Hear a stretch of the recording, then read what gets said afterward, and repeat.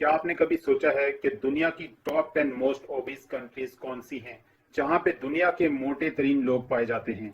आप ये जान के हैरान होंगे कि ये 10 की 10 कंट्रीज छोटे छोटे आइलैंड्स हैं जो कि पैसिफिक ओशन में पाए जाते हैं। आखिर क्यों दुनिया के मोटे तरीन लोगों में ये 10 आइलैंड्स ही टॉप 10 पे हैं?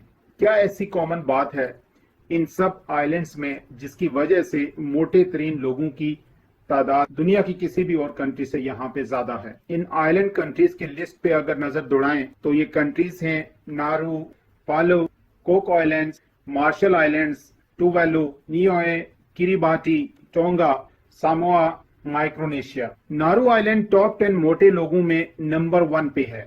आइए जानते हैं इस डिटेल्ड केस स्टडी में कि क्यों ये आइलैंड कंट्रीज ही ओबेसिटी में टॉप 10 पे हैं। नारू आइलैंड की एग्जाम्पल को सामने रखते हुए पैसिफिक ओशन में ऑस्ट्रेलिया और हवाई के दरमियान पाया जाने वाला नारू आइलैंड दुनिया का सेकंड स्मॉलेस्ट आइलैंड है, जहां पे सिर्फ 12,500 लोग रहते हैं, जिसका रकबा तकरीबन 21 स्क्वायर किलोमीटर है। इस आइलैंड में पाए जाने वाले 61% लोग ओबेसिटी का शिकार हैं और अराउंड 90% लोग ओवरवेट हैं। क्या आप अंदाजा लगा सकते हैं जहां पे हर 100 में से 90 लोग ओवरवेट हों? इसके पीछे छुपी है क्रॉनिक कैपिटलिज्म की एक खौफनाक हकीकत।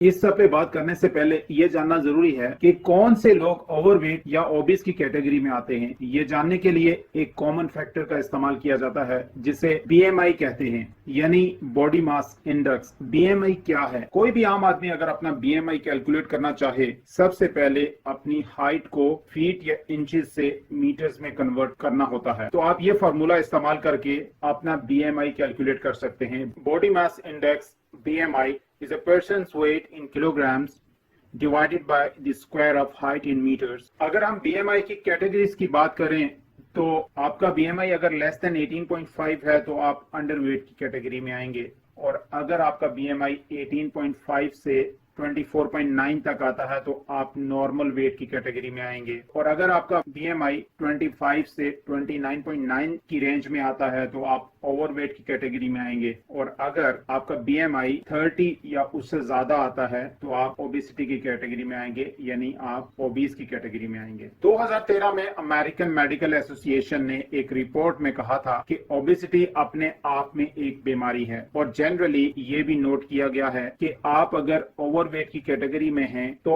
आपके पास एक्स्ट्रा केयर के साथ लाइफ गुजारने के अलावा कुछ ज्यादा ऑप्शंस नहीं होते। लेकिन अगर कोई ओबीस की कैटेगरी में आता है तो इसके बहुत हाई चांसेस हैं कि वो किसी ना किसी प्रॉब्लम का शिकार है या नियर फ्यूचर में प्रॉब्लम का शिकार हो सकता है। ओबीस लोगों को जो कॉमन प्रॉब्लम्स होती हैं, for example high blood pressure, hypertension, depression, heart disease, fatty liver disease, kidney disease and risk of certain type of cancer. अब हम वापस आते हैं नारू पे, जिस आइलैंड की एग्जाम्पल को लेकर हम आपको बताएंगे कि क्यों ओबेसिटी यहाँ पे ज्यादा है। नारू आइलैंड तकरीबन 3000 साल पहले माइक्रोनेशिया के बाशिंदों ने आबाद किया था, और इस जजीरे पे पॉलिनेशियन लोगों के असर रसूख के मुमकिना शवाहिद भी पाए जाते हैं। ये वो वक्त था जब नारू आइलैंड एक खूबसूरत नेचर से बड़ा आइलैंड हुआ करता था। रवायती तौर पे नारू में बसने वाले 12 कबीले थे। इन 12 कबीलों की नुमाइंदगी नारू के नेशनल फ्लैग में मौजूद 12 नकाती स्टार्स से होती है। नारू के लोग ज्यादातर नारियल और फ्रूट्स पे गुजारा करते थे और मछलियां पकड़कर आबी ज़राअत में मसरूफ रहते थे।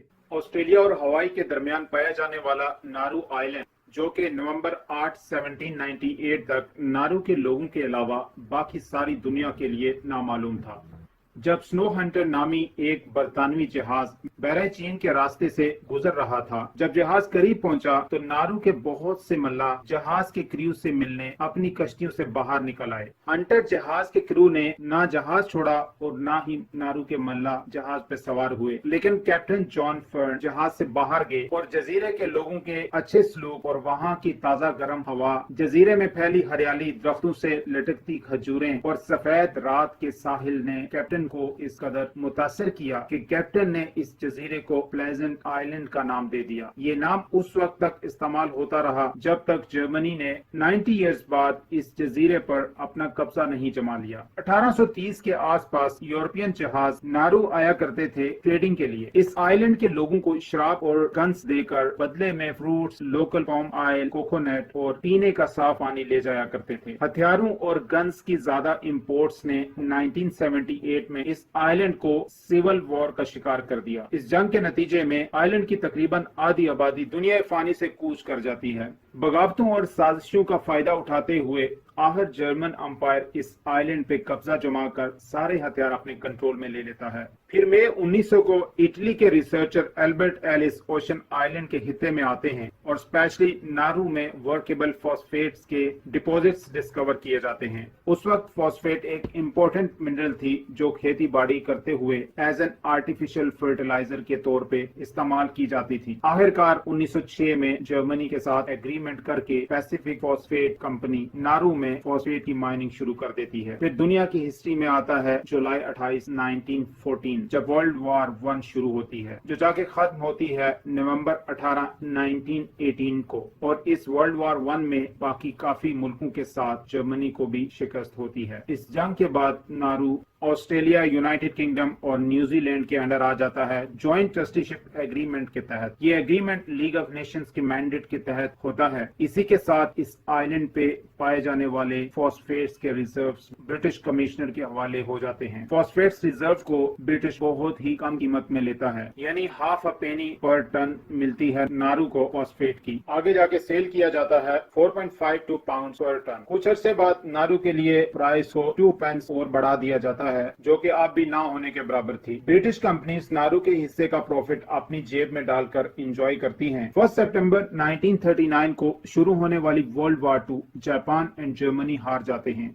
इस जंग का खात्मा होता है सितंबर 2, 1945 में, लेकिन उससे पहले 1942 में नारू आइलैंड पे जापानीज अंपायर कब्जा जमा लेता है। इसके बाद नारू के लोगों को बहुत जुल्म और बर्बरियत का सामना करना पड़ता है। वर्ल्ड वॉर 2 खत्म होते ही ये आइलैंड फिर से ऑस्ट्रेलिया, यूके एंड न्यूजीलैंड के अंडर आ जाता है। अगले 15 से 20 साल लगते हैं। फॉस्फेट इंडस्ट्री फिर से चलना शुरू होती है, एक्सपोर्ट्स बढ़ती हैं। ये साल है 1968 का, लेकिन फॉस्फेट की एक्सपोर्ट को लेके नारू के लोगों की प्रॉफिट शेयरिंग में कोई खास इजाफा नहीं होता। हालात यहाँ तक पहुँच जाते हैं कि 1964 में ऑस्ट्रेलियन गवर्नमेंट ऑफर करती है कि नारू के लोग साथ वाले किसी आइलैंड में शिफ्ट हो जाएं, वहां पे उनको ऑस्ट्रेलियन सिटीजनशिप दे दी जाएगी, लेकिन इन लोगों ने अपनी कंट्री छोड़ने से इनकार कर दिया। आखिर जून 1967 को फॉस्फेट के सारे एसेट्स जो ब्रिटिश कमिश्नर की मलकियत में थे वो 21 मिलियन ऑस्ट्रेलियन डॉलर्स में नारू आइलैंड के हवाले कर दिए जाते हैं। और फिर जनवरी 31, 1968 को अनकंडीशनल इंडिपेंडेंस मिल जाती है नारू के लोगों को। कंट्री अफेयर्स में दूसरी कुव्वतों की बेजा मुदाखलत से नारू अब एक आजाद मुल्क हो जाता है। पहले से शुरू फॉस्फेट की माइनिंग ने इतनी जगह ले रखी थी, आजादी के बाद माइनिंग को बढ़ा दिया गया, जिसकी वजह से लोगों के लिए आइलैंड पे रहने की जगह मजीद कम पड़ रही थी। हालात यहाँ तक पहुँच गए कि लोग इस आइलैंड के आखिरी किनारों पे रहने के लिए मजबूर हो गए। मिडल की ज्यादातर जमीन माइनिंग की वजह से रहने के काबिल न रही, लेकिन फॉस्फेट की माइनिंग को बढ़ाने का नारू के पॉलिटिशियंस को फायदा ये हुआ कि जीडीपी पर कैपिटा के लिहाज से 1975 में नारू सऊदी अरब के बाद सेकंड रिचेस्ट कंट्री बन गया। लेकिन यहाँ पे अफसोस की बात ये थी कि पैसा सारा ऊपर वाले पॉलिटिशियंस के पास था। नारू की आम आवाम का लाइफस्टाइल अभी भी स्ट्रगलिंग फेज में था। इसके साथ साथ न्यूजीलैंड, यूके एंड ऑस्ट्रेलिया मासी में फॉस्फेट की जो कम प्राइस पे करती रही उसकी कंपनसेशन देने के लिए भी यहाँ के पॉलिटिशियन ने इन कंट्रीज को मना लिया। जब वो कंपनसेशन का पैसा नारू के पॉलिटिशियंस के पास आता है तो फॉस्फेट माइनिंग के बिजनेस के साथ साथ अब ये लोग और बिजनेसेस में भी पैसा लगाते हैं, जिनमें सरफहरिस्त है मेलबर्न ऑस्ट्रेलिया में एक 52 स्टोरीज स्काई स्क्रैपर बिल्डिंग बनाई जाती है। एयर नारू के नाम से अपनी एयरलाइन बनाते हैं। $7 मिलियन की लागत से एक बिल्डिंग बनाई जाती है जिसके रूफ टॉप पे रिवॉल्विंग रेस्टोरेंट होता है। $4 मिलियन का फ्लोटिंग कॉकटेल लॉन्च बनाया जाता है। इसके अलावा होटल एंड प्रॉपर्टी इन्वेस्टमेंट में नारू में और दूसरे आसपास के आइलैंड्स में इन्वेस्टमेंट्स की जाती हैं। नारू की एलीट क्लास का लाइफस्टाइल सुहाना और लग्जरी कार्स एंड अयाशों से भरपूर होता है। यहाँ पे ये मेंशन करना जरूरी है कि जहाँ एलीट क्लास की इतनी अयाशियां थी, वहीं पे आम आदमी ज्यादातर फॉस्फेट के बिजनेस में जॉब्स या एवरेज सैलरीज पे गवर्नमेंट की जॉब्स करते थे। लोगों को ऑस्ट्रेलिया से एजुकेशन के लिए नारू की गवर्नमेंट स्पॉन्सर करती थी। मेडिकल ट्रांसपोर्ट जैसी फैसिलिटीज फ्री थी, लेकिन आम आदमी का हाथ उतना खुला नहीं था कि वो लाइफ को भरपूर जी सकें, क्योंकि सारा पैसा ऊपर की एलीट क्लास के पास था। फॉस्फेट की माइनिंग को नारू की फाइनेंशियल लाइफ लाइन समझा जाता था, लेकिन कहानी उस वक्त एक नया रुख लेती है जब 1980s के शुरू के सालों में एक्सपर्ट्स ने अपने एनालिसिस और प्रेडिक्शंस में ये कहना शुरू कर दिया कि नारू आइलैंड पे फॉस्फेट के रिजर्व्स लिमिटेड हैं और आने वाले 10 साल में खत्म हो जाएंगे। नारू गवर्नमेंट ने कल की कल देखी जाएगी पॉलिसी पे चलते हुए इसको सीरियस नहीं लिया। ठीक 10 साल बाद यानी 1990s में फॉस्फेट के रिजर्व्स में कमी आना शुरू हुई। सिर्फ यही नहीं, नारू एयरलाइन खसारे में चल रही थी। बाकी मैक्सिमम जो इन्वेस्टमेंट्स एंड बिजनेसेस थे वो खसारे में चलना शुरू हो गए। पूरे मुल्क की इकोनॉमी क्रैश हो रही थी। मजीद 2010 तक फॉस्फेट के रिजर्व्स मुकम्मल तौर पर खत्म हो चुके थे। उसमें काम करने वाले बुरी तरह से अनएम्प्लॉयमेंट का शिकार हो चुके थे। क्लाइमेट चेंज के इफेक्ट से भी हालात काबू से बाहर हो रहे थे। फॉस्फेट माइनिंग की वजह से नारू का 90% अंडरग्राउंड वाटर कंटामिनेट हो चुका था, एक highly toxic heavy metal cadmium की वजह से,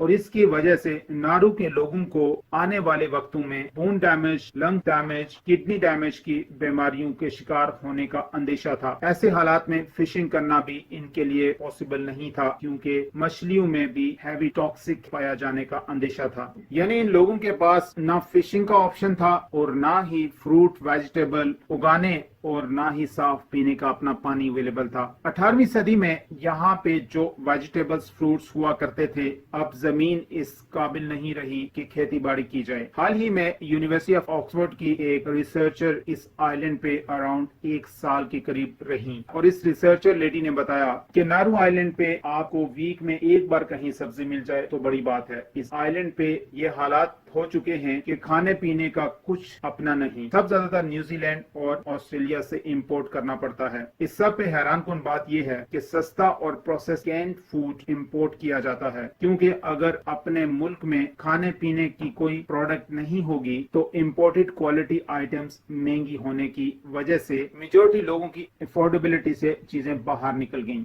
इसलिए सस्ता प्रोसेस्ड इंपोर्टेड खाना खरीदने पे लोग मजबूर हैं, जिसमें spaghetti, instant noodles, bread, drinks, ये सब सस्ते खाने। इन प्रोडक्ट्स को टेस्टी बनाने के लिए artificial ingredients, sugar and salt ज्यादा इस्तेमाल होता है। जब लोग महीनों और सालों भर रेगुलर बेसिस पे ऐसा खाना ही खाएंगे तो ओबेसिटी का रेट डेफिनेटली बढ़ना है, और यही वजह बनी इस आइलैंड की मोटापे में नंबर 1 होने की।